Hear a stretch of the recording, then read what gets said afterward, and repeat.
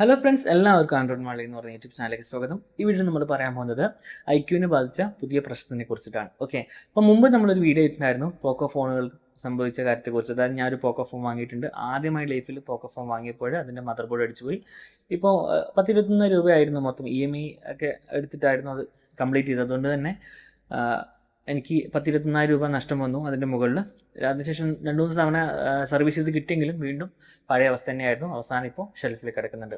അതേപോലത്തെ ഒരു അവസ്ഥ തന്നെയായിരിക്കും ചിലപ്പോൾ ഈ ഐക്യു ഫോണുകൾക്കും വരാൻ ചാൻസ്. കാരണം അധികം ഐക്യു ഫോണുകൾ നിങ്ങൾക്കറിയാം, ഇറങ്ങുന്ന വിലയിൽ കിട്ടാവുന്ന ഏറ്റവും ബെസ്റ്റ് സ്പെക്കിലാണ് അവർ ഫോണുകൾ ഇറക്കുന്നത്.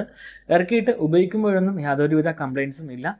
പക്ഷേ സോഫ്റ്റ്വെയർ അപ്ഡേറ്റ് ചെയ്ത് കഴിഞ്ഞാൽ, അല്ലെങ്കിൽ തുടർച്ചയായിട്ട് 1-2 സോഫ്റ്റ്വെയർ അപ്ഡേറ്റ് ചെയ്ത് കഴിയുമ്പോൾ ലാഗ്, അതുപോലെ തന്നെ ബ്ലാക്ക് സ്ക്രീന് തുടങ്ങിയിട്ടുള്ള പല ഇഷ്യൂസ് ഉണ്ട്. അതുപോലെ തന്നെ ബാറ്ററി പെട്ടെന്ന് തീർന്നു പോകുക തുടങ്ങിയിട്ടുള്ള പല കാര്യങ്ങളും വരുന്നുണ്ട്. അപ്പോൾ എനിക്ക് തോന്നുന്നത് കുടുംബമഹിമ എന്ന് പറയുന്ന പോലെ തന്നെ ഈ പോക്കോ, റെഡ്മി, ഐക്യു എല്ലാം ഏകദേശം ഒരു വലിയ കമ്പനിയുടെ കീഴിൽ വരുന്നിട്ടുള്ള സബ് ബ്രാൻഡുകളാണ്.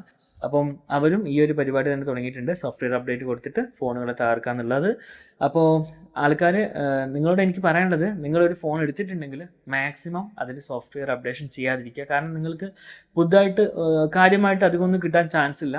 അതുകൊണ്ടാണ് ഞാൻ പറയുന്നത്, നിങ്ങൾ ഐക്യുയുടെ ഫോൺ വാങ്ങുകയാണെങ്കിൽ വാങ്ങിക്കോളൂ, അതിൽ കുഴപ്പമൊന്നുമില്ല. പക്ഷേങ്കിൽ വാങ്ങിയിട്ട് മാക്സിമം അന്ന് തന്നെ സോഫ്റ്റ്വെയർ അപ്ഡേഷൻ ഓഫാക്കി ഇടുക. കാരണം അധിക പേരും പറയുന്നുണ്ട് ഇതിൽ സോഫ്റ്റ്വെയർ അപ്ഡേറ്റ് ചെയ്ത് കഴിഞ്ഞാൽ പണി കിട്ടുന്നുള്ള കാര്യം. ഓക്കെ, അപ്പോൾ നിങ്ങൾ ഐക്യു ഫോണുകൾ മോശം എന്നല്ല ഞാൻ പറയുന്നത്, നല്ല ഫോണുകൾ തന്നെയാണ്, നല്ല സ്പെക്ക് തരുന്ന നല്ല നല്ല ഗെയിമിംഗ് ഫോണും കാര്യങ്ങളൊക്കെ അതിലുണ്ട്. പക്ഷേങ്കിൽ നിങ്ങൾ മാക്സിമം സോഫ്റ്റ്വെയർ അപ്ഡേഷൻ ഇല്ലാതിരിക്കുക.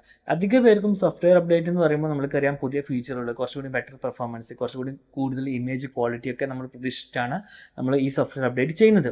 പക്ഷേങ്കിൽ നമ്മൾക്ക് തരുന്നതാണെങ്കിലോ ബാറ്ററി ഡ്രെയിനേജ്, പെട്ടെന്ന് ബാറ്ററി ഇല്ലാതാവുക, പിന്നെ ആപ്ലിക്കേഷൻ എടുക്കുമ്പോൾ ലാഗ്, പലതരം ബഗ്ഗുകൾ തുടങ്ങിയിട്ടുള്ള കാര്യമാണ് നമുക്ക് ലഭിക്കുന്നത്. പിന്നെ ചില കമ്പനികളൊക്കെ പച്ചവര, നീലവര, മഞ്ഞവര തുടങ്ങിയിട്ട് കുറേ വരകൾ തരുന്നുണ്ട്. അതല്ലാതെ സ്ക്രീൻ മൊത്തത്തിൽ അടിച്ചു പോകുന്ന പരിപാടിയുണ്ട്, മദർ ബോർഡ് അടിച്ചു പോകുന്ന പരിപാടിയുണ്ട്.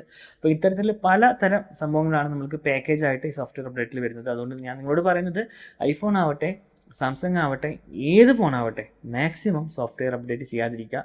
നമ്മൾക്ക് നിലവിലിപ്പം അത്രയും വലിയൊരു ത്രെറ്റൊന്നും ഇൻ്റർനെറ്റ് ലോകത്ത് എൻ്റെ അഭിപ്രായത്തിൽ ഇല്ലയെന്ന് ഞാൻ പറയും. നമ്മൾ മലയാളി സംബന്ധിച്ചിടത്തോളം തന്നെ നമുക്ക് നമ്മളുടെ ഏറ്റവും വലിയ ഡാറ്റ എന്ന് പറഞ്ഞാൽ, ഇപ്പോൾ നമ്മൾ ആരോടെങ്കിലും ചാറ്റ് ചെയ്യുന്ന വാട്സപ്പ് ചാറ്റും കാര്യങ്ങളൊക്കെ ആയിരിക്കും.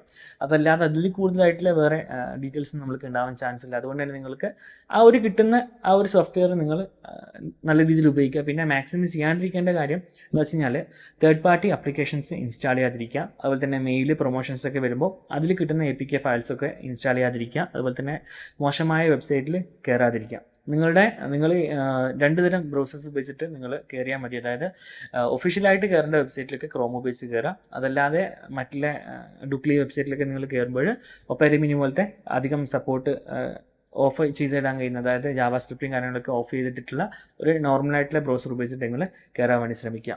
ഓക്കെ, അപ്പോൾ നിങ്ങൾക്ക് സെക്യൂരിറ്റി അപ്ഡേറ്റ്സ് ഇല്ലെങ്കിൽ പോലും അത്യാവശ്യം പിടിച്ചിരിക്കാൻ സാധിക്കുന്നതാണ്. അപ്പം അത്രയും കാര്യങ്ങൾ ചെയ്യാം. അപ്പം എന്തായാലും പോക്കോക്ക് വന്ന ഗതി ഐക്യുവിന് വരാതിരിക്കട്ടെ. കാരണം നിങ്ങൾക്കറിയാം, നമ്മൾക്ക് എല്ലാവർക്കും, നമ്മൾ ഒരു കടയിൽ കയറി ഭക്ഷണം കഴിച്ചിട്ട് ആ ഫസ്റ്റ് കഴിച്ച ഭക്ഷണം തന്നെ മോശമാണെങ്കിൽ പിന്നെ നമ്മൾ ഒരിക്കലും അവിടുന്ന് ഭക്ഷണം കഴിക്കില്ല.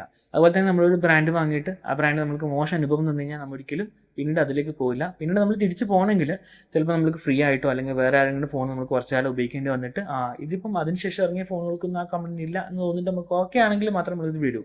അതിന് മുമ്പായിട്ട് നമ്മൾ എല്ലാവരോടും എന്താ പറയുക, ഫോൺ ശരിയില്ല എന്നേ പറയും. അപ്പം എനിക്ക് ഇതുവരെയും ആ പോക്കോ ബ്രാൻഡ് അതിനുശേഷം ഒരുപാട് ഫോൺ ഇറക്കിയിട്ടുണ്ട്. എനിക്ക് ഇന്നേ വരെയും ആ ഒരു പേടി മാറിയിട്ടില്ല. അതുകൊണ്ട് ഞാൻ എന്നോട് ചോദിച്ചു, ഒരാൾക്ക് പോലും പോക്കോ ഞാൻ റെക്കമെൻഡ് ചെയ്യാറേ ഇല്ല. അപ്പം ഐക്യു ഇത്രനാളും ഒരു കുഴപ്പമില്ലാതിരുന്ന ഒരു കമ്പനി ആയിരുന്നു. പക്ഷേ സോഫ്റ്റ്വെയർ അപ്ഡേറ്റിൻ്റെ കാര്യത്തിൽ ഇപ്പോഴും അവർ പരിപാടി തുടങ്ങിയിട്ടുണ്ട്. അതുകൊണ്ട് മാക്സിമം എല്ലാവരോടും നിങ്ങൾ അടുത്ത് ഐക്യു ഉപയോഗിക്കുന്ന ആൾക്കാരുടെ അവരോട് പറയാം സോഫ്റ്റ്വെയർ അപ്ഡേറ്റ് ചെയ്യാതിരിക്കാൻ വേണ്ടിയിട്ട്. ഓക്കെ, അപ്പോൾ എല്ലാവർക്കും വീഡിയോ ഉപകാരപ്പെട്ടു എന്ന് വിശ്വസിക്കുന്നു. നിങ്ങൾക്ക് ഈ വീഡിയോ ഇഷ്ടമായ ലൈക്ക് ചെയ്യുക, നിങ്ങളുടെ നിർദ്ദേശം അഭിപ്രായം താഴെ കമൻറ്റ് ബോക്സിൽ രേഖപ്പെടുത്തുക. മറ്റൊരു വീഡിയോയിൽ കണ്ടുമുട്ടും വരെ എല്ലാ കൂട്ടുകാർക്കും നന്ദി, നമസ്കാരം.